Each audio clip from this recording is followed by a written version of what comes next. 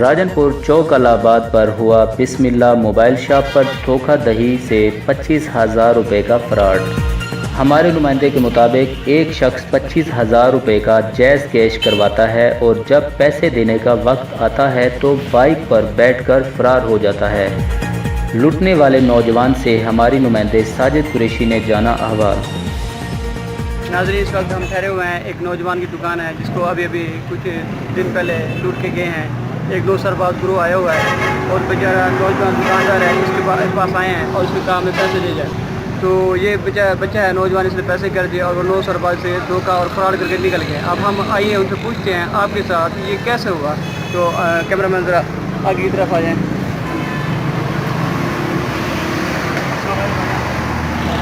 آپ ہمیں بتائیں گے آپ کے ساتھ کیا واقعہ پیش آیا اور آپ کو کیسے لوٹا گیا ہے فراڈی 9 سربراہ میں؟ ہاں جی، بسم اللہ الرحمن الرحیم۔ ہاں جی، وہ آیا جی، اس نے کہا جی موبی کیش کروانا ہے۔ میں نے کہا جی بالکل ہو جائے گا۔ تو میں نے پوچھا کتنے کروانے ہیں، کہتا 25,000 روپے کروانے ہیں جی۔ تو میں نے کہا جی نمبر بتاؤ، اس نے نمبر بتایا مجھے، نمبر میں نے لکھ لیا، اس کا نمبر وغیرہ اس کا لکھ کے اس کے بعد پیسے چلے گئے۔ تو میں نے جب اس کو کہا بھی پیسے چاہیے، پیسے دو، کہنے لگا جی دے رہا ہوں، 1 منٹ صبر کر دو، میں فون پہ پتہ کر لوں۔ میں نے کہا چلو ٹھیک ہے، آپ پتہ کر لو۔ جیسے ہی اس نے پتہ کرنے لگا وہ 2 قدم پیچھے ہوا اور فوراً ہی بائک پہ بیٹھا، بائک اس کی اسٹارٹ تھی، وہ بیٹھ کے وہ یکدم یعنی کہ نکل گیا۔ تو اس کے بعد پتہ نہیں کہاں گیا کہاں نہیں گیا، اس کا کوئی معلوم نہیں ہوا۔ اس کے بعد اب ناظرین، میں آپ کو بتاتا چلوں، یہ چوک الہٰباد کی جگہ ہے، اس پہ یہ گروہ آیا ہوا ہے۔ یہ اب تیسرا واقعہ ہے جو یہاں چوک پر رونما ہوا ہے۔ تو اس میں 2 دکاندار اور بھی ہیں، اس میں شہری بیٹھے ہوئے ہیں۔ ہم شہری سے بات کریں گے بھی کیا حالات جا رہے ہیں ملک کے اور راجنپور کے، خاص طور پر راجنپور کیا حالات ہے جو آج کل واقعات ہو رہے ہیں۔ ایک شہری سے بات کرتے ہیں۔